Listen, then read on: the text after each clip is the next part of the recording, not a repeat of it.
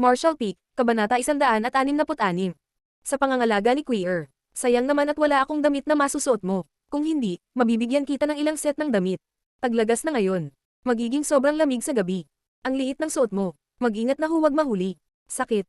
Tumingin si Kui kay Yang Kai nang may simpatiya. Nakita niya na si Yang Kai ay nakasuot lamang ng manipis na damit. Payat ang katawan niya. Malabo na makikita ang kanyang tadyang sa pagitan ng kanyang dibdib at tiyan. Madumi ang mukha niya pero ang gwapo ng kilay niya. Nagninangning ang kanyang mga mata.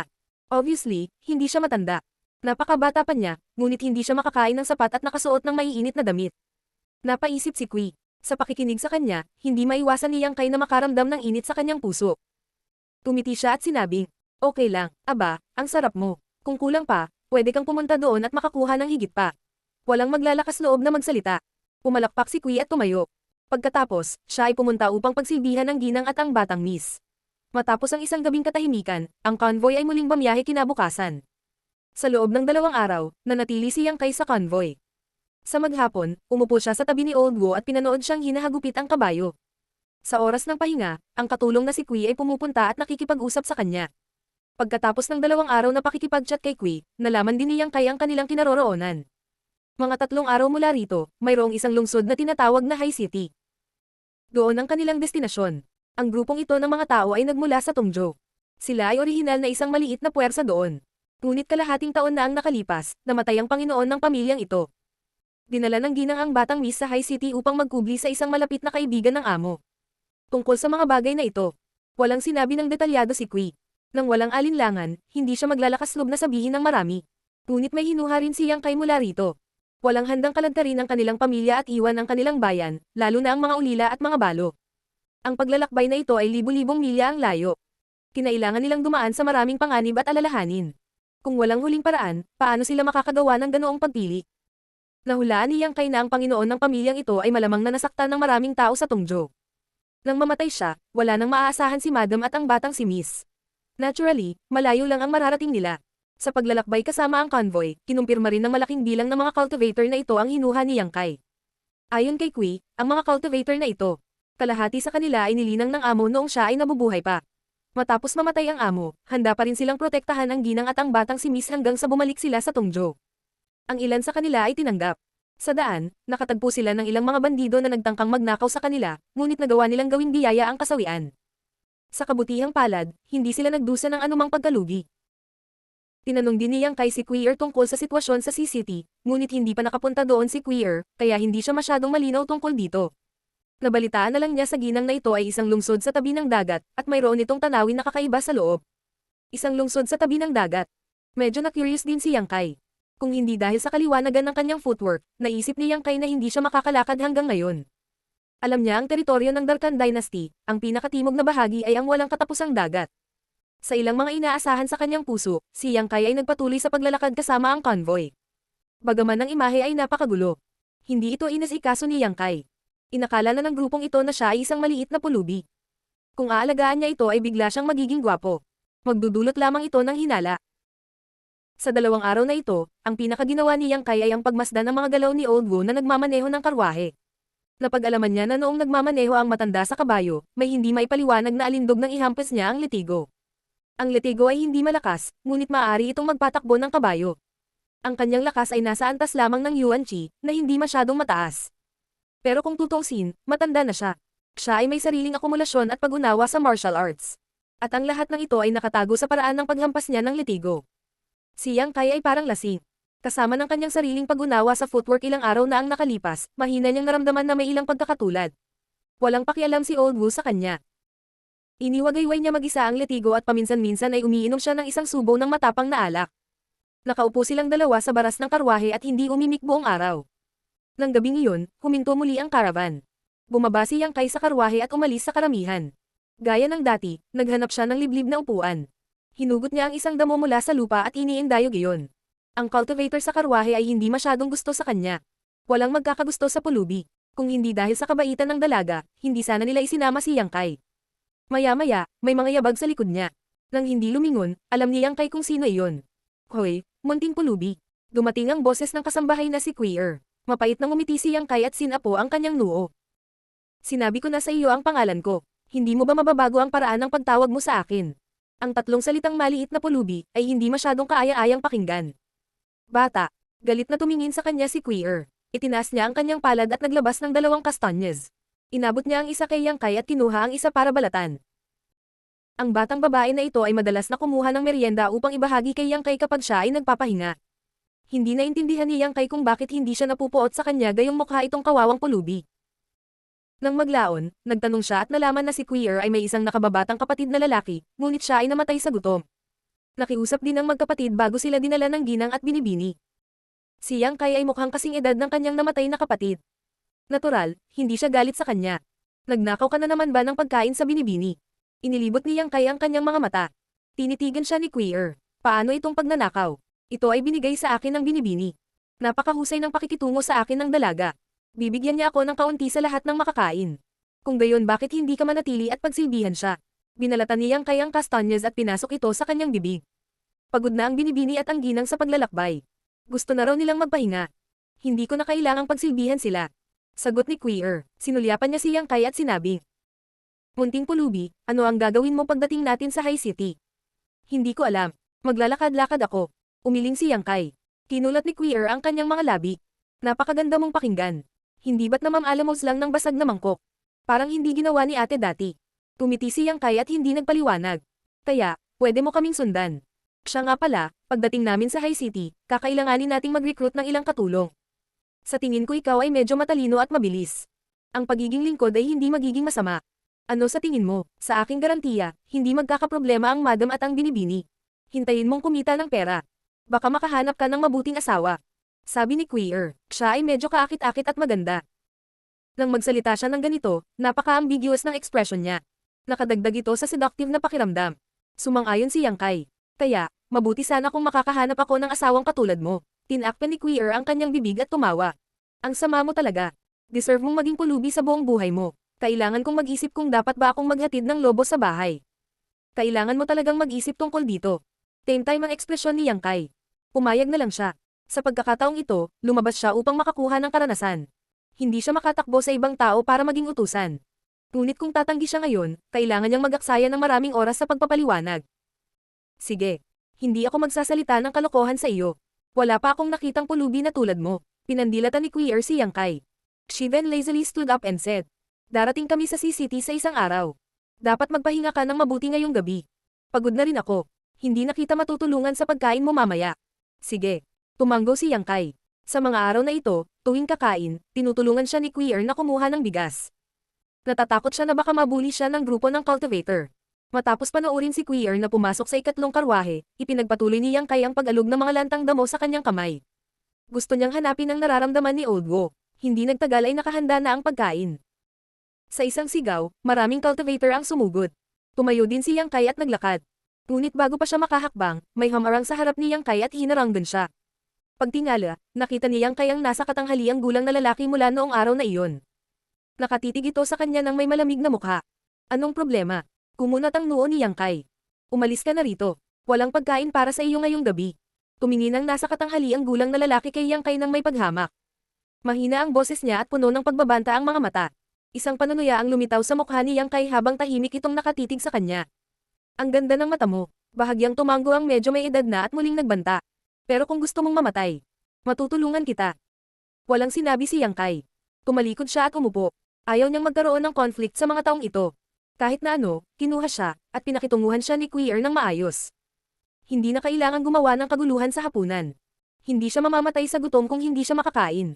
At least alam mo kung ano ang makakabuti sa'yo. Tumuso ang nasa katanghaliang gulang na lalaki.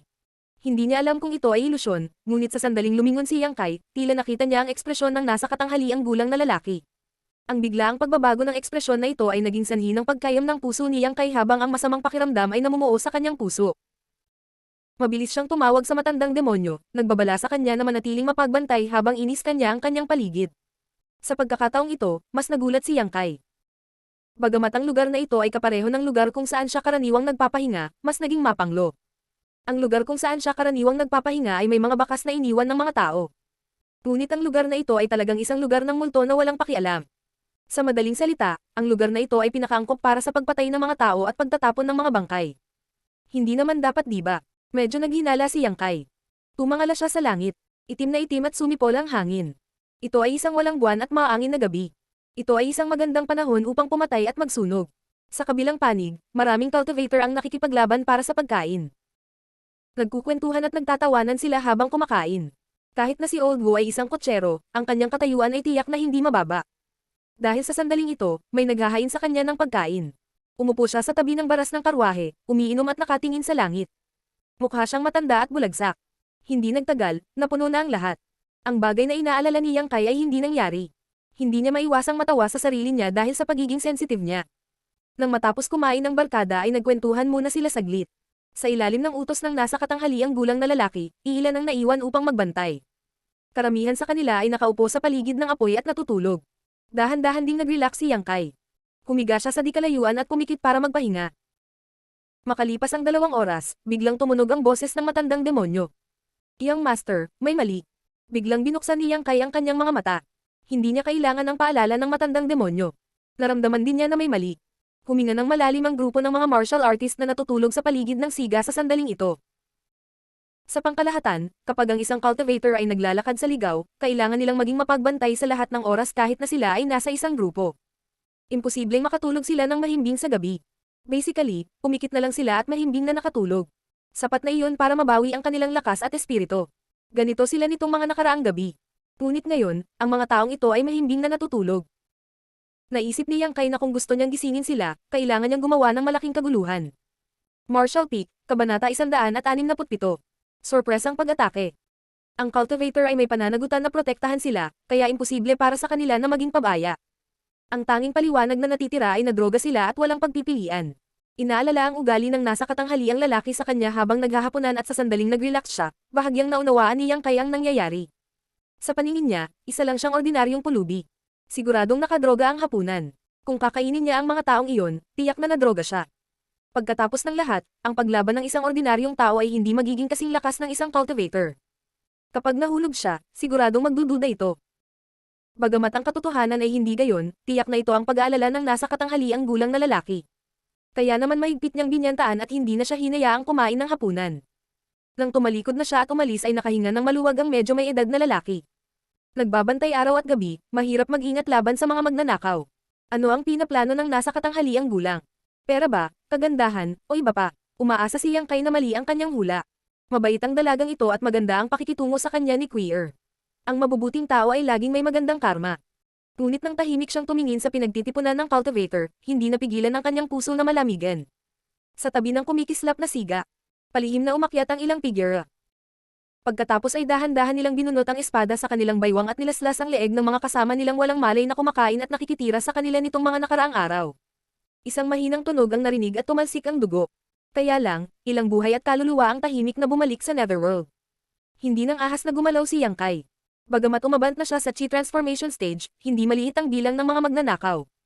Bukod dito, ang nasa katanghaliang gulang na lalaki ay isa ring eksperto sa Yuan Chi Stage. Ang padalos-dalos na pagkilos ay magdudulot lamang ng pagkawala ng kanyang buhay. Bukod dito, hindi niya alam kung may mga magnanakaw na nagtatago sa karamihan. Kasama ba nila si Old Wu? Kung gayon, sa kakayahan ni Old Man Wu, ang lahat ay nakatakdang mapahamak. Nakapikit ang kanyang mga mata, tumingin siya sa karwahe kung nasaan si Old Wu. Hindi napigilan ni Yang Kai na magpahinga, ngunit agad na kinabahan muli. Dahil nakita niya na ang nasa katanghaliang gulang na lalaki ay malamig at mapagbantay na gumagalaw patungo kay Old Wu. Tahimik ang mga yabag niya at pidgel na pidgel ang kanyang aura. Nasa tagiliran niya ang mahabang espada sa kamay niya. Sa ilalim ng madilim na kalangitan, walang refleksyon. Si Old Wu ay hindi isa sa kanila. Ngunit sa sandaling ito, nasa panganib din ang kanyang buhay. Gulong-gulo ang isip ni Yang Kai. Tahimik niyang inabot at nakita ang isang maliit na bato sa lupa. Kinurot niya ito sa dulo ng daliri niya at bigla itong pinitik palabas. Noong una, gustong suntukin ni Yang Kai si Old Wu para makita kung kaya niya itong gisingin, ngunit hindi siya nang ahas na gumamit ng masyadong maraming Yuan Chi para ilantad ang kanyang sarili. Sa pagkakataong ito, talagang hindi nakuha ng bato ang marka nito at aksidenteng natama ng espada ng nasa katanghaliang gulang. Klang! Isang malutong na sigaw ng espada ang umalangaw. Sa mamamatay tao, umaani ng buhay, at walang kapantay na tahimik na gabing ito, tila walang kapantay na biglaan. Halatang hindi inaasahan ng nasa katanghaliang gulang na lalaki ang gayong pagbabago. Sa sandaling umalangaw ang boses, biglang naging malamig ang kanyang ekspresyon. Nang walang pag-aalinlangan, pinagpag niya ang kanyang mahabang espada at sinaksak patungo kay Old Wu. Sa kritikal na yugtong ito, Binuksan ni Old Wu ang kanyang inaantok na mga mata at likas na samandal sa gilid. Tumalsik ang dugo habang tinusok ang balikat ni Old Wu. Ang sakit ay agad na gumising sa kanya, at ang letigo sa kanyang kamay ay gumawa ng malutong na tunog ng basag. Sinugod niya ang nasa katanghaliang gulang na lalaki at galit na sumigaw. Zhang Di, anong ginagawa mo? Hindi sumagot si Zhang Di. Binawi niya ang kanyang mahabang espada at nakipag-away kay Old Wu na may malamig na ekspresyon. Tahimik na lumingon si Yang Kai sa paligid at nalaman na ang natutulog na cultivator ay nagising sa sandaling ito. Hindi niya maiwasang gamaan ang pakiramdam. Tila ang nasa katanghaliang gulang na lalaki, si Zhang Ding, ay napakaingat din nang siya ay nagdroga sa kanila. Hindi siya nang ahas na gumamit ng masyadong halatang nakamamatay na lason o masyadong malakas ng knockout na gamot. Pagkatapos ng lahat, ang ganitong uri ng gamot ay napakalakas at napakalakas ng amoy. Sa pamamagitan nito, ito ay madaling makita. Gayunpaman, ang kanyang pagiging maingat ay nasira ang kanyang buong plano pagkatapos tumunog ang sword chime. Kung hindi dahil sa sword chime na iyon, lahat ng nandito ay tahimik na pinatay ni Zhang Ding at ng kanyang mga nasasakupan. Matapos magising ang natutulog na cultivator, lahat sila ay tumahimik sa paligid at medyo nataranta. Hindi nagtagal, may sumigaw ng alarma. Patay na si Sun Jianmi. Sino ang may gawa nito? Bago pa man siya matapos magsalita ay nakaramdam ng lamig sa dibdib ang lalaki. Tumingin siya sa ibaba at nakita niya ang dulo ng isang espada na tumusok sa kanyang katawan. Dao Hong, anong ginagawa mo? Ang dagandong ay may halong hindi makapaniwalang tanong. Sa ganitong sitwasyon, ang pinaka-nakakatakot ay ang saksakin sa likod ng mga pinagkakatiwalaang kasama. Kakagising lang ng grupo ng cultivator at ang ilan sa kanila ay mabilis na hinarap ng mga subordinate ni Zhang Ding. Sa sandaling ito lamang sila sa wakas ay nag-react. Sila ay umungal at nagsimulang makipag-away sa kanila ng walang kapantay na galit. Ang larangan ng digmaan ay nahahati sa dalawang pangkat. Ang isang grupo ay isang magulong labanan sa pagitan ng mga sundalo, at ang isa pang grupo ay isang one-on-one na labanan sa pagitan ni Zhang Ding at Old Wu. Ang mga sumpa, galit, at mga tanong ay walang katapusan. Sa sandaling ito, sinamantala ni Yang Kai ang gabi at tahimik na lumipat patungo sa ikatlong karwahe. Gusto niyang tumakbo noon pa man. Ito ang pinakaligtas na paraan. Ngunit iniisip ang pag-aalaga ni Queer sa kanya nitong mga araw na ito, na bahali si Yang Kai. Halatang nagising ang tatlong babae sa karwahe sa paggalaw sa labas. Nang dumating si Yang Kai dito, narinig niya ang medyo hindi nasisiyahang boses ni Queer mula sa loob. Bakit ang ingay-ingay mo sa kalagitnaan ng gabi? Pagkatapos ay may tunog ng mga damit na sinusuot. Hindi nagaksaya ng oras si Yang Kai. Tinaas ang kurtina ng karwahe, pumasok siya. Sino yan? Nagulat si Queer. Itinaas ang kanyang dalawang maselang kamao, ibinato niya ang isang suntok sa mukha ni Yang Kai. Huwag mong patulan, ako yan. Hinawakan ni Yang Kai ang dalawang kamay ni Queer at hinawakan ito ng mahigpit. Munting pulubi. Sa wakas ay nakilala ni Queer ang boses ni Yang Kai. Agad siyang nagngangalit at sinabi, "Ikaw ay isang malabag na tao, umalis ka dito." Habang nagsasalita siya, nagpadala siya ng sipa kay Yang Kai. Sa karwahe, ang ginang at ang dalaga ay natakot din kay Yang Kai. Nanginginig sila na parang mga pugo sa malamig na taglamig. Tumahimik ka, tinakpan ni Yang Kai ang kanyang bibig. Idiniin siya nito sa board ng karwahe. Magsasalita na sana siya. Bigla siyang napalunok ng laway. Sa malapitan, malinaw na nakita ni Yang Kai na si Queer ay nakasuot lamang ng maliit na underwear sa ngayon. Wala siyang panahon para ayusin ang kanyang panlabas na damit. Nagre-rebel si Zhang Di. Naririnig mo mismo. Mabilis na sabi ni Yang Kai. Ang mga salitang ito ay sinabi sa tatlong babae sa karwahe. Kung tutuusin, medyo biglang sumugod sa kalagitnaan ng gabi. Kailangan niyang ipaliwanag ang dahilan. Sa pagtingin sa ginang at sa binibini, mabilis na umiwas si Yang Kai. Nalaman niyang matapang talaga ang tatlong babaeng ito. Kapag natutulog sa karwahe sa gabi, naghuhubad lamang sila ng kanilang salawal. Mas maganda ang dalaga, ngunit ang damit ng ginang ay mas mababa kaysa kay Queer. Bagamat di mang ilaw, pambihira na ngayon ang paningin ni Yang Kai. Nakita niya ang lahat ng hindi dapat makita. Natigilan ang tatlong babae sa karwahe at nakinig ng mabuti. Oo nga naman, narinig nila na pinagalitan ni Old Wu si Zhang Ding na may halong malamig na tawa ni Zhang Ding. Paano ito nangyari? Natigilan si Queer. Sa sandaling ito, hawak ng ginang at ng dalaga ang kobrekama sa harapan nila. Namutla ang mga mukha nila. Magbihis ka muna. Ilalabas kita dito. Kinagat ni Yang Kai ang kanyang mga ngipin. Hindi niya alam kung gaano katagal makakatagal si Old Wu at ang isa pang cultivator. Hindi rin niya alam kung sino ang huling tatawa sa labanang ito. Ngunit siya ay ganap na hindi maaaring magpatuloy na manatili sa karwahe. Bahagyang naapektuhan ng pagiging mahinahon ni Yang Kai ang tatlong babae. Nang marinig nila ang kanyang mga salita, naalala nila kung ano ang dapat nilang gawin sa sandaling ito. Medyo namula ang mukha ni Madam. Sabi niya sa nanginginig na boses. Munting pulubi, pwede bang bumaba ka muna at hintayin kaming magsuot ng damit namin? Tumingon si Yang Kai at tumingin sa kanya. Medyo naiinip na siya. Madam, kung gusto mo pang mabuhay, huwag kang masyadong mag-alala. Kung bababa ako ngayon, ilalantad ko lang ang kinaroroonan ko. Bahagyang tumango si Madam matapos marinig ang kanyang sinabi. Mabilis na nagsuot ng damit ang tatlong babae sa karwahe. Bagamat nakaharap sa kanila ang likod ni Yang Kai, namumula pa rin ang ginang at ang dalaga. Isang mag-ina na nakasuot ng damit sa harap ng isang lalaki. Ito ay isang bagay na hindi nila nang ahas na isipin noon. Ngayong napilitan silang gawin ito ng sitwasyon, napigilan na lamang nila ang pagkamahiyain sa kanilang mga puso. Mas maganda si Queer. Mas bukas siya, at mas pamilyar siya kay Yang Kai. Nakasuot siya ng maayos sa maikling panahon. Pagkatapos, pumunta siya upang tulungan ang ginang at ang binibini. Ilang sandali pa ay nagbihis na ang tatlong babae. Tatakbo na tayo dali. Medyo nanginginig ang boses ni Queer. Bubuksan na sana ni Yang Kai ang kurtina ng karwahe. Huminto siya at sinabing may malungkot na mukha. Huli na, bago niya natapos ang kanyang mga salita, narinig ang sigaw ni Old Wo. Makalipas ang ilang paghinga, unti-unting tumigil ang labanan sa labas. Malinaw na nabigo si Old Wo at ang cultivator na nagbabantay sa karwahe. Si Old Wo at ang iba pa ay nadroga, kaya hindi nila magamit ang kanilang buong lakas. Unang sumalakay si Zhang Ding at ang kanyang mga tauhan. Kahit na sila ay nahihigitin, sila pa rin ang may kapangyarihan. Ubo, matandang bastos. Isang mahinang ubo ang nanggaling sa labas. Boses iyon ng nasa katanghaliang gulang na lalaki, si Zhang Ding. Malinaw na nasugatan siya ng husto sa pakikipaglaban kay Old Wo. Ang ubo na ito ay nagbigay kay Yang Kai ng kislap ng pag-asa na mabuhay.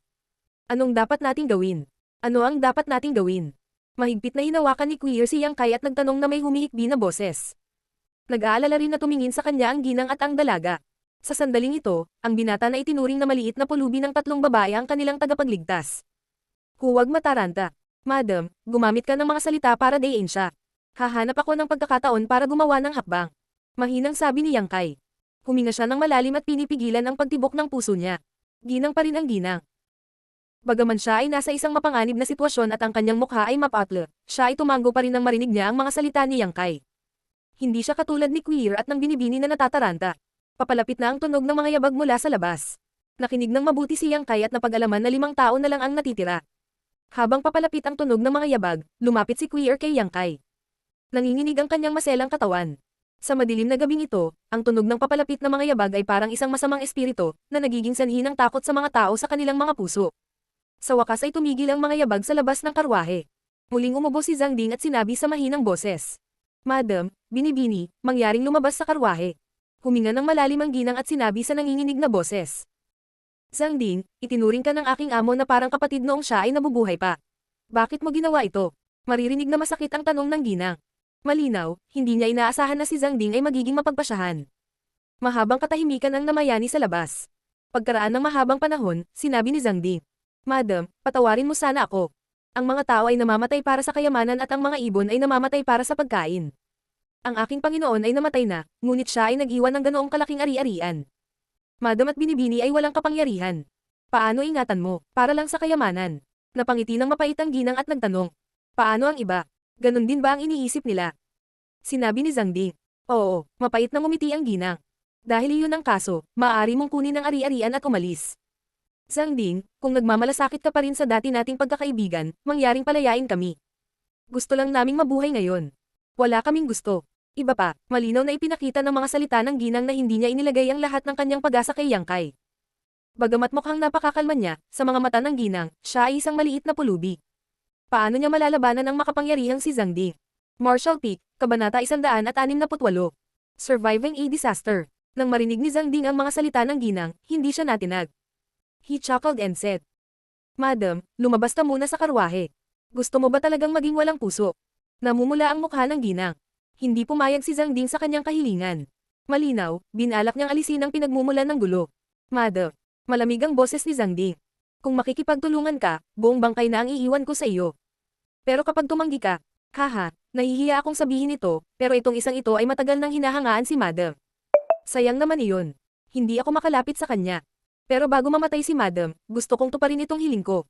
Sa karwahe, nanginginig ang maselang katawan ng ginang. Naikuyom niya ang kanyang mga kamao kaya namuti ang kanyang mga buko.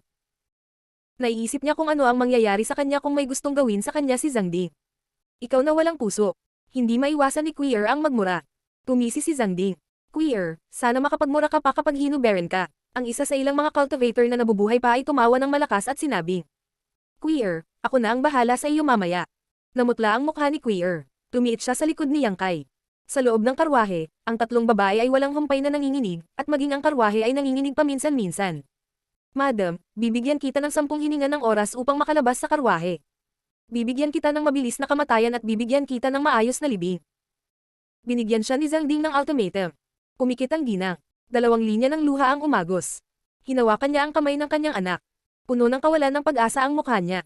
Pagkaraan ng ilang sandali, nagpasya siya. Binuksan niya ang kanyang mga mata at ngumiti sa kanyang anak. Puno ng determinasyon ang mga mata niya. Sa halip na mapahiya, mas mabuting magkaroon ng mabilis na kamatayan. Nang tatayo na sana siya, pinisil siya pabalik ni Yang Kai.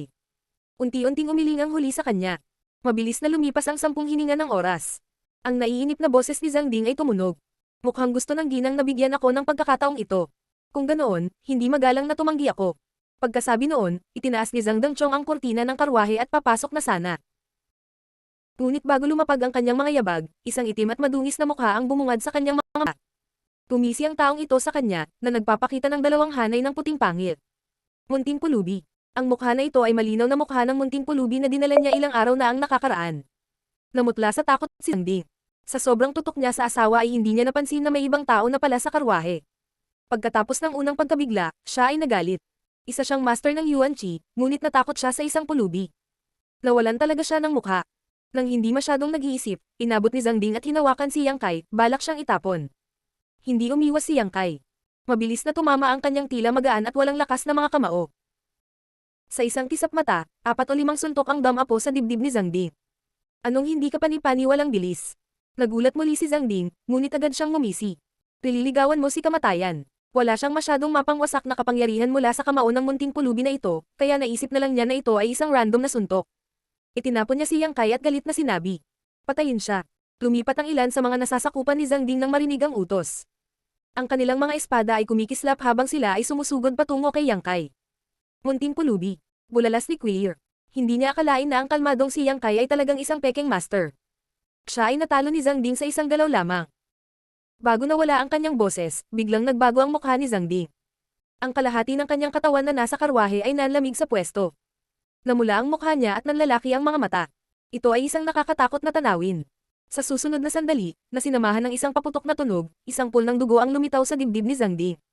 Ang marahas at nakakapasong Yuan Qi ay biglang lumundag sa loob ng kanyang katawan. Si Zhang Ding ay natakot sa kanyang talino. Ngayon lang niya napagtanto na napakalakas ng mga suntok na ibinato sa kanya ng munting puli. Nagmamadali niyang pinaandar ang Yuan Qi sa kanyang katawan para pigilan ang kabog sa kanyang dibdib. Bang, bang, bang. Isang sunod-sunod na tunog ang lumabas. Ang buong dibdib ni Zhang Ding ay naputol ng husto. Napasigaw siya at umatras palabas ng karwahe. Siya nga ay isang master ng Yuan Qi realm. Ang Yuan Qi sa kanyang katawan ay hindi isang bagay na maihahambing ng isang ordinaryong tao. Inihagis ni Yang Kai ang 4 o 5 Burning Yang Burst ng walang pag-aalinlangan. Bukod dito, ito ay ang Burning Yang Burst pagkatapos niyang maliwanagan. Walang bakas ng pag-atake, ngunit nasugatan lamang siya nito ng husto at hindi binawian ng buhay. Tumalsik ang dugo at mga piraso ng laman sa dibdib ni Zhang Ding at tumalsik sa mukha ng 3 babae. Nang umatras si Zhang Ding, nagsisigawan din sila. Kasabay nito, sinalakay din ng mga nasasakupan ni Zhang Ding si Yang Kai gamit ang kanilang mga espada. Ngunit ang karamihan ay nakakita lamang ng figure ni Yang Kai na naging ilusyon at biglang nawala. Ang lahat ng mga pag-atake ay hindi nakuha. Ang footwork na natutunan niya sa nakalipas na buwan sa wakas ay naging kapaki-pakinabang sa kritikal na sandaling ito. Binalot ng matandang demon ang kanyang sarili sa Soul Breaker Owl at nagpakawala ng kakaibang tawa habang nag-transform siya sa isang masa ng itim na chi, na gumugulo sa isipan ng mga nakapaligid na cultivator, na naging dahilan upang sila ay mataranta saglit. Ano ito? Ang ekspresyon ng isang tao ay lubhang nagbago, ngunit nang matapos siyang sumigaw, ang figure ni Yang Kai ay kumikislap at lumitaw sa likuran niya, sumuntok ng malakas, sa gitna mismo ng kanyang likod. Hindi mataas ang lakas ng taong ito. Nang ang nakatagong enerhiya ng Burning Yang Bursts ay pumasok sa kanyang katawan, hindi niya napigilan ito tulad ni Zhang Ding. Lumakas ang Yuan Qi at namula ang kanyang mukha. Sinamantala ng matandang demonyo ang pagkakataong makapasok sa kanyang katawan kasama ang Soul Breaker Alt. Paglabas nito, sumabog ang katawan ng tao sa ulap ng dugo. Lalong naging nakakatakot ang kakaibang tawa. Ang Old Demon ay orihinal na isang 10,000 taong gulang na demonyo.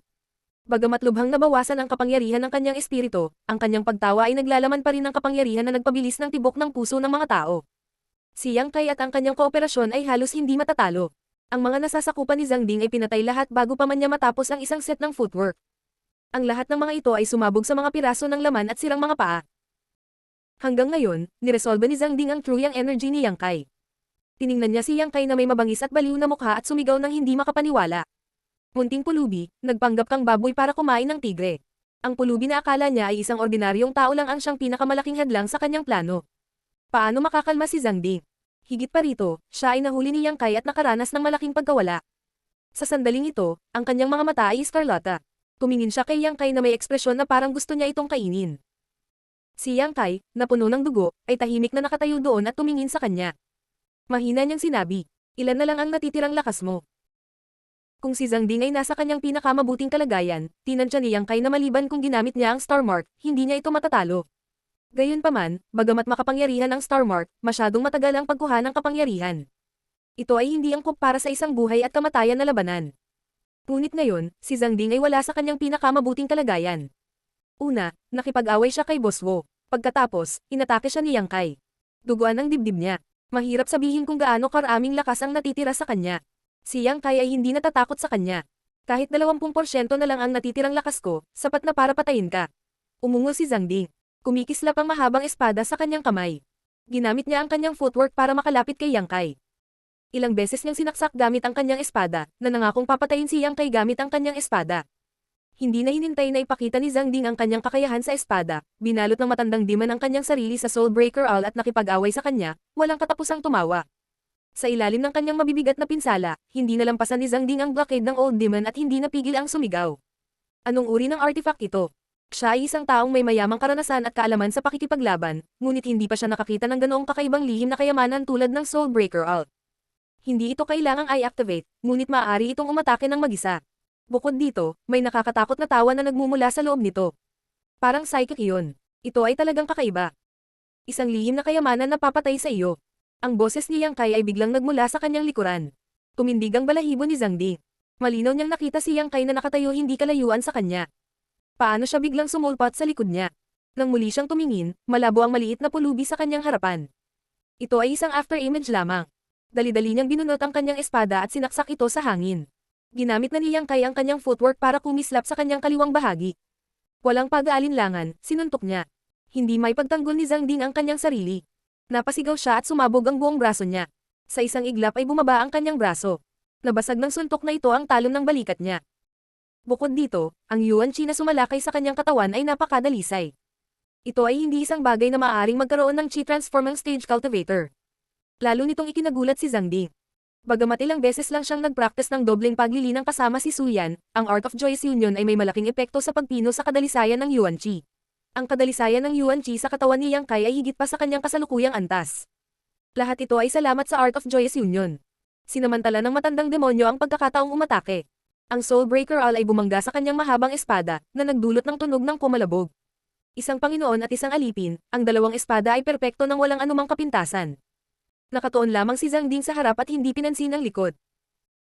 Wala pang kalahating tasa ng tsaa, sumurace-race siya at napuno ng dugo. Sobrang nagulo ang isip niya. Paano magkakaroon ng lakas si Zhang Ding na ipagpatuloy ang pakikipaglaban? Kung hindi siya tatakbo, pakiramdam niya dito siya mamamatay.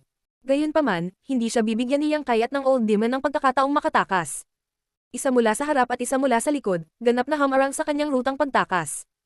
Isa pang Burning Sun Explosion ang pinakawalan. Si Zhang Ding ay sa mukha ng isang subo ng dugo at ang kanyang isip ay nagambala. Nakita ng matandang demonyo ang pagkakataon at sumugod sa kanyang katawan kasama ang Soulbreaker Owl. Biglang nalito ang ekspresyon ni Zhang Ding. Unti-unting nawalan ng liwanag ang mga mata niya at bumagsak siya sa lupa. Ilang sandali pa, muling lumitaw ang matandang demonyo. Sinabayan ng mabangis na pagtawa at pagnguya, ito ay naging itim na gas at nawala sa mga daliri ni Yang Kai. Sa labanang ito, nilamon ng matandang demonyo ang ilang kaluluwa. Ito ay isang mahusay na suplemento. Nakatayo sa parehong lugar at humihingal, nakaramdam si Yang Kai ng kawalan ng kapangyarihan. Sa pagkakataong ito, hindi niya ginamit ang matigas na kalooban dahil ang pakikipaglaban kay Zhang Ding ay hindi nagdulot sa kanya ng anumang panggigipit o panganib. Gayunpaman, naramdaman ni Yang Kai na napakababa pa rin ng kanyang lakas. Kung si Zhang Ding ay hindi nasaktan, kung hindi siya nagtagumpay sa kanyang palihim na pag-atake, kung wala siyang yang liquid na nakaimbak sa dantian, paano niya lalabanan ang gayong master ng harapan? Sa pamamagitan lamang ng paggamit ng Burning Sun Explosion, 3 galaw lang ang kailangan upang maubos ang Yuan Chi sa kanyang mga meridian. Kung ito ay iba pang Chi Transform ang Stage Cultivator, sila ay naging isang bangkay. Para sa kanyang sarili, kailangan niyang gumamit ng halos 10 galaw ng Burning Sun Explosion para patayin si Zhang Ding sa tulong ng matandang demonyo. Ang mga paghihirap na kasangkot ay hindi nagkakahalaga ng pagbanggit. Pagkaraang huminahon saglit, dahan-daang naglakad si Yang Kai patungo sa ikatlong karwahe. Habang papalapit ang tunog ng mga yabag, kinabahan ng 3 babae sa karwahe. Ang nanginginig na boses ni Queer ay lumabas. Munting pulubi. Oo, mahinang sagot ni Yang Kai. Tinaas ang kurtina ng karwahe, tumambad ang maputlang mukha ni Queer. Sa kanyang likuran, ang ginang at ang dalaga ay tumingin kay Yang Kai na kinakabahan. Nasaan sila? Tumingin si Queer sa paligid. Patay. Agad na tinakpan ni Queer ang kanyang bibig at hindi makapaniwalang tumingin kay Yang Kai. Hindi napigilan ng ginang at ng dalaga ang bamantong hininga. Akala nila ay hindi na sila makakatakas, ngunit hindi nila akalain na makakaligtas sila. Ang ganitong uri ng makitid na pagtakas mula sa kamatayan ay nagpapahina sa kanilang lahat. Nang makapagpahinga na sila, nanghina ang tatlong babae sa karwahe. Manatili ka rito at huwag gumalaw. Pupunta ako at tingnan kung may survivors. Sinabi ni Yang Kai sa kanila at tumalikod para tingnan ang bonfire. Marshall Peak, Kabanata 169. CCT. Hindi nagtagal, bumalik si Yang Kai na may malamig na mukha. Paano na? Kinakabahang tanong ni Madam. Patay na silang lahat. Umiling si Yang Kai. Napakalinis ng grupo ni Zhang Ding. Ang mga napatay sa kanilang pagtulog ay napatay lahat sa isang suntok. Ang mga namatay sa labanan ay patay din. Sa buong team, si Yang Kai lang at ang tatlong babae ang nabubuhay pa. Mula sa karwahe ang iyak ng dalaga. Mariinding pinaikit ni Queer ang kanyang mga mata. Sanay na si Madam sa maraming bagyo. Bagamat malungkot ang kanyang puso, pinipigilan niya ang kanyang mga luha. Ang mga tao ay namamatay para sa kayamanan, ang mga ibon ay namamatay para sa pagkain. Ang mahinang bulong ng ginang na parang nanunuya at pinapagalitan. Matapos hayaan ang tatlong babae na malungkot sandali, sinabi ni Yang Kai. Ano ang gagawin mo? Gusto mo pa bang pumunta sa CCT? Tumangala ang ginang at bahagyang tumango. Tumingin siya kay Yang Kai nang may pag-asa. Young man, pwede mo ba kaming i-escort sa section na ito? Nasa ilang sila. Matapos maranasan ang ganoong kalunos-lunos na bagay, paano sila maglakas loob na maglakad ng mag-isa? Hinawakan din ni Queer ang braso ni Yang Kai at naaawang sinabi. Munting pulubi, hindi mo kami maaaring iwanan. Brother. Sinaway ng ginang. Huwag kang bastos. Dati, mayroon siyang mga matang ngunit na bigong makakita. Akala niya si Yang Kai ay isang maliit na pulubi. Pero ngayon, niligtas niya ang buhay niya. Kung ganoon pa rin ang tawag nito sa kanya, it would be rude. Tumingin si Yang Kai kay Queer at tumango. Mayroon pang isang araw na paglalakbay. Ipapadala kita doon. Salamat, binata. Nakahinga naman ng maluwag ang ginang. Alam kong hindi mo kami pababayaan. Kung ikukumpara sa pag-iingat ng ginang, mas natural at mapagbigay si Queer. Ang dalaga na kanina pa hindi nagsasalita, sa sandaling ito, ay nagpasalamat sa kanya ng boses na kasing lambot ng lamok. Punong-puno ng amoy ng dugo ang lugar na ito. Natatakot ako na baka makaakit ito ng ilang halimaw. Aalis na tayo. Bukas ng gabi, dapat ay marating na natin ang CCT. Sabi ni Yang Kai. Matagal na nag-alinlangan ng ginang at sinabi. Binata, maaari ba kitang guluhin ng isa pang bagay? Ano? Tumingin sa kanya si Yang Kai. Maraming tao ang namatay ngayong gabi para protektahan tayo. Hindi ko kayang makita ang kanilang mga bangkay na nakahantad sa ilang. Kaya mo bang? Bago niya matapos ang kanyang pangungusap, kumunat ang noo ni Yang Kai. Maaari siyang pumatay ng mga tao, ngunit ang paglilibing ng mga bangkay ay labis para sa kanya. Sa napakaraming tao, gaano karaming trabaho ang aabutin? Napakatalas ng isip ni Madam. Pinagmasdan niya ang ekspresyon nito at sinabing may mapait na ngiti. Dahil iyan ang kaso, hindi na kailangang problemayan ang binata. Kaya, sumama ka sa akin at sa young lady upang ilibing si Old Man Wo. Para sa iba, kalimutan ito. O, tumango si Queer. Pagkatapos, tumingin siya kay Yang Kai at iwinagayway ang kanyang maliit na kamao sa kanya ng walang kaunting takot. Kalmado ang ekspresyon ni Yang Kai. Tumabi siya at walang sinabi para pigilan siya. Tinulungan ni Queer ang ginang at ang dalaga sa labas ng karwahe. Nanginginig ang tatlong babae. Namumutla ang kanilang mga mukha habang pinupulot ang mga espada mula sa mga bangkay. Pagkatapos, hinawakan nila ang mga espada sa kanilang mga kamay at nakahanap ng malapit na lugar. Malamang na napakahalaga ni Old Wu sa pamilyang ito. Kung hindi, hindi na sana ipagpilitan ng madam na ito na ilibing siya. Naguhukay ng butas ang tatlong babae. Naglakad-lakad si Yang Kai sa labas at nangolekta ng pera mula sa mga bangkay. Matapos maglakad-lakad, nalaman niyang ang tatlong babae ay nagukay lamang ng maliit na butas na wala pang 1 pulgada ang lalim. Ang ginang at ang dalaga ay parang sanay na silang mamuhay na parang prinsipe. Sa sandaling ito, sila ay clumsily busy. Ngunit sila ay nagtapon ng dumi sa isa't isa. Kumikislap ang mga espada at kumislap ang mga espada. Halos saktan na niya ang sarili niya. Tiningnan sila ni Yang Kai sa gilid. Kinilabutan siya. Masyadong matapang ang amoy ng dugo dito. Baka makaakit ng grupo ng mga lobo. Hindi tayo makaalis.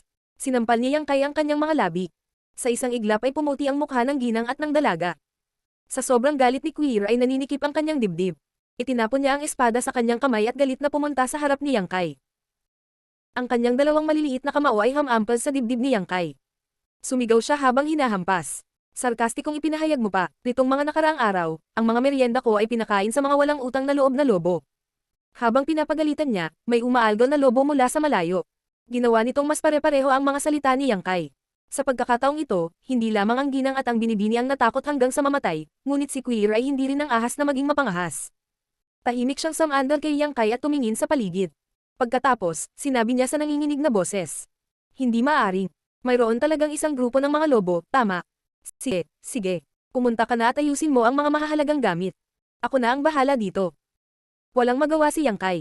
Sa katunayan, kung sinabi ng ginang na gusto lang niyang ilibing si Old Wo, hindi tatanggi si Yang Kai. Pagkatapos ng lahat, nitong mga nakaraang araw, naunawaan din ni Yang Kai ang ilan sa martial arts ni Old Wo. Gayunpaman, nahihiya siyang bawiin ang sinabi niya. Ngayon, sa wakas ay nakahanap na siya ng pagkakataon na gawin ang kanyang makakaya. Salamat, binata. Nakahinga naman ng maluwag ang ginang. Pagkatapos, hiniling niya sa dalaga at Queer na ayusin ang pangalawang karwahe. Hindi nagtagal, nagukay si Yang Kai ng malaking butas at ibinaon ang katawan ni Old Wo sa loob nito. Sa kabilang banda, nag-impake na rin silang tatlo at dinala ang mga mahahalagang gamit. Kung tungkol sa mga bagay na hindi gaanong mahalaga, maaari lamang nilang iwanan ang mga ito dito. Hindi nila alam kung sino ang makikinabang sa kanila. Tara na, ipinadala sila ni Yang Kai sa karwahe. Pagkatapos, umupo siya sa gilid ng karwahe. Hinawakan niya ang litigo ni Old Wo sa kanyang kamay. Kasunod ng mga bakas ng kanyang pangunawa nitong mga nakaraang araw, inindayog niya ito. Sa isang putok, nagsimulang tumakbo ang kabayo. Sa isang gabi, malayo ang lahat sa dagwang lugar. Bagamat ito ang unang pagkakataon ni Yang Kai na magmaneho ng karwahe, madali pa rin niyang nakontrol ito. Habang winawagayway niya ang litigo ng kabayo, ang mga bakas ng martial daw ni Old Man Wo ay naging mas malalim. Unti-unti, isinubsob niya ang kanyang sarili dito, pinatunayan at pinagsama-sama ito sa kanyang sariling mga pananaw. Kinaumagahan, lumabas si Queer at sinabing gusto niyang magpahinga sandali. Pinakinggan sila ni Yang Kai. Si Queer ay abala sa pagluluto. Matapos ang nangyari kagabi ay hindi na nakaramdam ng ligtas silang tatlo. Hindi sila nakatulog buong gabi. Bagamat wala silang gaanong gana, kailangan pa rin nilang kumain ng makakain upang madagdagan ang kanilang lakas. Nang nasa kalsada na ulit sila, hindi na bumalik si Queer sa karwahe. Sa halip, umupo siya sa tabi ni Yang Kai at tumingin sa kanya. Puno ng curiosity ang mga mata niya. Hindi ka naman pulubi diba? Pagkaraan ng mahabang panahon. Nang makitang hindi tumugon sa kanya si Yang Kai, hindi naiwasang magtanong ni Queer. Siyempre hindi. Inilibot ni Yang Kai ang kanyang mga mata. Sa palagay ko dapat kang maging isang marangal na anak ng isang marangal na pamilya. Dahil tumakas ka sa kasal, naubusan ka ng pera. Kaya't napakasama mo, matapang na ginamit ni Queer ang kanyang imahinasyon. Napatulala si Yang Kai. Masyadong maraming kwento ang narinig mo noong bata ka pa, tama ba? Hindi ako nakikinig ng mga kwento noong bata pa ako. Pero nitong mga nakaraang taon, nakarinig ako ng mga kawili-wiling kwento mula sa binibini. Maraming ganoong kwento. Pagkatapos, kayong mga mahihirap na maharlika ay nakatagpo. Bago pa siya matapos magsalita ay nanggaling sa karwahe ang mahinang ubo ng ginang. Mabilis na nilabas ni Queer ang kanyang dila. Tumiti si Yang Kai at nagpatuloy sa paghagupit sa kabayo. Pagkatapos ng isang oras, naalerto si Yang Kai. Tumingin siya sa malayo at biglang nagsabi. May nakaharang sa daan. Hindi ko alam kung para saan sila. Dumating ang nagulat na boses ng ginang. Baka galing sila sa pamilya Miao. Pamilya Miao. Ito ang pamilyang gustong kanlungan ng ginang. Sa pakikipag-usap kay Queer, nalaman din ni Yang Kai na engaged na ang dalaga at ang young master ng Miao family noong bata pa sila. Kaya, pagkamatay ng amo, dinala ng ginang ang dalaga sa High City.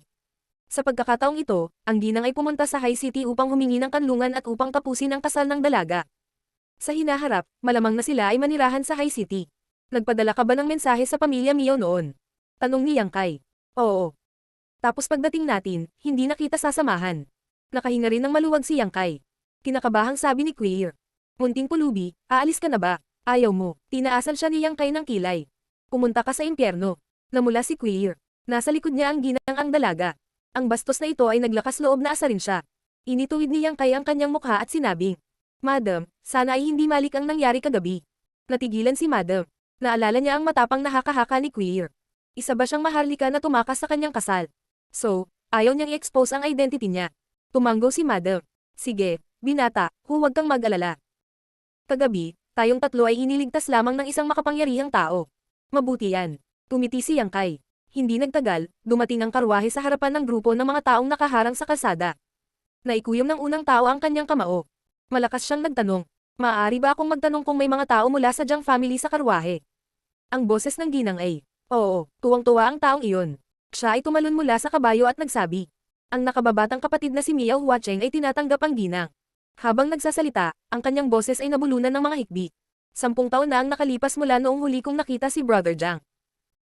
Sinong mag-aakala na ito ay isang walang hanggang palem? Parang kahapon, matangkad sa aking isipan. Sa karwahe ay maririnig ang hikbi ng ginang at ng dalaga. Namumula ang mga mata ni Queer. Sinabi ng ginang, maliliit na kapatid, mangyaring pigilin ang iyong kalungkutan.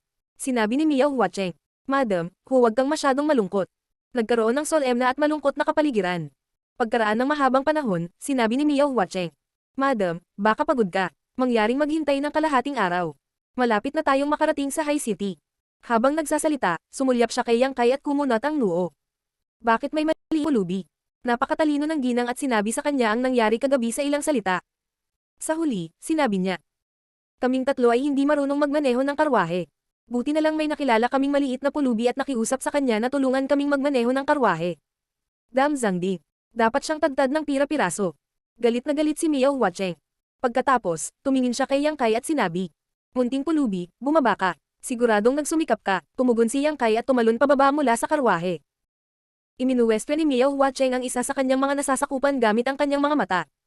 Ang taong iyon ay humakbang pasulong at binigyan si Yang Kai ng isang silver ingot bilang gantimpala. Si Yang Kai ay natural na hindi magiging magalang. Na parang pulubi, paulit-ulit siyang nagpasalamat at tinanggap ang silver ingot. Tara na, hiniling ni Miao Huacheng na may pumalit kay Yang Kai. Pagkatapos, ikanaway niya ang kanyang kamay at pinangunahan ng isang grupo ng mga tao sa High City. Sa gumugulong na alikabok, nakatayo si Yang Kai sa parehong lugar. Nakita niya ang tatlong pares ng mga mata na nakatingin sa kanya sa likurang bintana. Bagamat nalungkot siya para sa byuda ng pamilya Jiang, sila ay mga estranghero lamang na nagkataon. Sa hinaharap, hindi na sila muling magkikita. Sinundan ni Yang Kai ang direksyon kung saan nawala ang karwahe. Hinawakan niya ang litigo ng kabayo na iniwan ni Old Guo at casual na iwinagayway ito. Ang kanyang mga paa ay gumagalaw din ayon sa galaw ng kabayo. Makalipas ang kalahating araw, sa wakas ay nakarating na rin sila sa kanilang destinasyon. Ang lungsod na ito ay mas malaki kaysa sa Black Plum Town. Gayunpaman, may mahinang malansang amoy sa hangin. Hindi kasiya siya. Sa halip, na-refresh ang pakiramdam ng mga tao. Ito ang unang pagkakataong pumunta si Yang Kai sa isang lungsod sa tabi ng dagat. Bagamat siya ay nasa sabik, bumili muna siya ng ilang damit at naghanap ng matutuluyan pansamantala. Hindi siya nag-aalala tungkol sa pera. Kagabi, kumita siya ng malaki sa mga patay. Marshall Peak, Kabanata 170. Burning Sun's 3-layer blast at movement technique. Sa mga sumunod na araw, nanatili si Yang Kai sa City, tinatamasa ang tanawin. Maganda ang tanawin sa tabing dagat, at sariwa at natural ang hangin. Ito ay talagang isang magandang lugar upang manirahan. Sa mga tea house at mga tindahan ng alak, narinig din ni Yang Kai ang maraming kakaibang kwento na kakaiba sa seaside city na ito. May nakita pa siyang mirage gamit ang sarili niyang mga mata. Ang ganitong magandang tanawin ay talagang nakakalimutan niyang bumalik. Mayroon ding mga sekta sa malapit, at ang kanilang bilang ay hindi maliit. Kung ang iba't ibang puwersa ay nahahati sa mga ranggo, kung saan ang 8 great families ng Central Capital bilang super forces, kung gayon ang High Heaven Pavilion ay maituturing lamang bilang pangalawang klas na puwersa sa pinakamahusay. Ang mga sekta dito ay may iba't ibang grado, ang iba ay unang klase habang ang iba ay pangalawa o pangatlong klase. May ilan pa nga na medyo maihahambing sa mga malalakas na puwersa. Ang mga puwersang ito ay iba sa mga puwersa sa mainland. Sinakop nila ang malalaki at maliliit na isla sa dagat, na monopolyo ang mga yaman ng pagtatanim sa mga isla. Masasabing ang lugar na ito ay biniyayaan ng mga namumukuntinjing tao, at maganda ang tanawin, na umaakit sa maraming tao na pumunta doon upang matuto. Gayunpaman, sa City, maliban sa ilang puwersa ng pamilya, bihirang makakita ng cultivator. Ang dahilan ay marahil dahil ang mga puwersang ito ay ipinamahagi sa mga isla. Ang world energy sa mga isla ay mas mataas kaysa sa mainland, at sa mga isla, ang bilis ng paglilinang ng isang tao ay mas mabilis. Sa ilalim ng normal na mga kalagayan, ang cultivator ng mga puwersang ito ay hindi pupunta sa mainland, maliban kung may espesyal na pangangailangan. Sa makatuwid, ang bilang ng mga cultivator sa City ay hindi lamang maliit, ngunit ang kanilang lakas ay hindi rin masyadong mataas. Matapos tamasahin ang kasaganaan ng City, pumunta si Yang Kai sa tabing dagat, nasaksihan ang pagtaas at pagbaba ng tubig, pagtaas at pagbaba ng mga alon, pagtaas at pagbaba ng mga alon.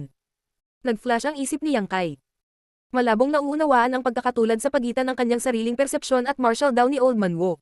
Kalikasan niyon, hindi pinipilit, kumikilos ayon sa kalikasan ng isang tao.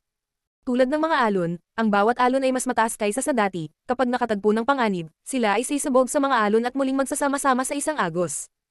Sa harap ng kanyang mga mata, parang may pintong dahan-dahang bumukas. Hindi nangangahas na pabayaan ang ganitong uri ng biglaang pagkislap ng inspirasyon. Talagang ito ay isang bagay na maaari lamang makatagpo ng pagkakataon. Tahimik na nakatayo sa pwesto, dahan-daang pinagsama ni Yang Kai ang kanyang perception sa martial daw ni Old Man Wo. Pagkaraan ng hindi malamang tagal, tila nakatulog si Yang Kai. Nakatayo ng tuwid sa dalampasigan, naririnig lamang ni Yang Kai ang daing ng simoy ng dagat at ang tunog ng mga alon na humahampas sa dalampasigan. Nang muli niyang imulat ang kanyang mga mata, bahagyang nagbago ang kanyang buong ugali. Ang kanyang kaluluwa at espiritu ay nakatanggap ng hindi mailarawang sublimasyon at biyag.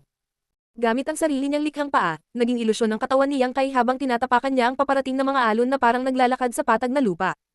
Tumalon siya mula sa isang alon patungo sa isa pa. Hindi niya hinawakan ng isang patak ng tubig.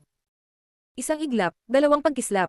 Ang kanyang katawan ay kumikislap ng 15 beses ng sunod-sunod bago niya tuluyang inilabas ang isang subo ng Yuan Chi. Sa isang splash, nahulog siya sa dagat, basang-basa. Gayunpaman, nakangiti si Yang Kai. Pagharap sa paparating na alon, dahan-dahan niyang sinuntok ang isang kamao. 3 beses nasabog ng Burning Sun. May 3 mabilis na pagsabog sa hangin. 3 pagsabog ng Yuan Chi ang sumugod mula sa dulo ng kamao at nabutas ang dambuhalang alon. Sa sandaling ito, nakita ni Yang Kai ang mga bakas ng martial arts mula sa Old Wo. Ito ay ganap na sumama sa kanyang katawan, at mayroon ding pagbabago sa mga alon. Ang pagbabagong ito ay naintindihan ni Yang Kai sa Burning Sun Explosion. Ngayon, nang ang Burning Sun Explosion ay pinalabas, ito ay hindi na isang beses na pagsabog. Sa halip, ito ay 3 pagsabog ng Yuan Chi, isang mas malakas kaysa sa isa. Tulad ng paparating na mga alon, imposibleng bantayan ito. Henyo. Ang matandang demonyo ay ganap na hindi nakaimik. Ilang araw na ang nakalipas, nang naiintindihan ni Yang Kai, nabigla na siya. Hindi niya inaasahan na sa ganoong kaikling panahon, muli siyang magkakaroon ng mas malalim na pangunawa batay sa kanyang orihinal na pundasyon. Maaaring matagal na akong hindi nagpakita, at nagbago ang mundo. Ang puso ng matandang demonyo ay napuno ng kalungkutan.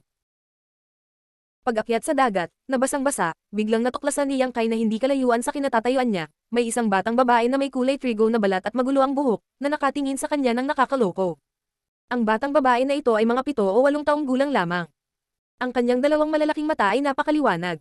Nakasuot siya ng magaspang na tela na kamiseta na maraming tagpi.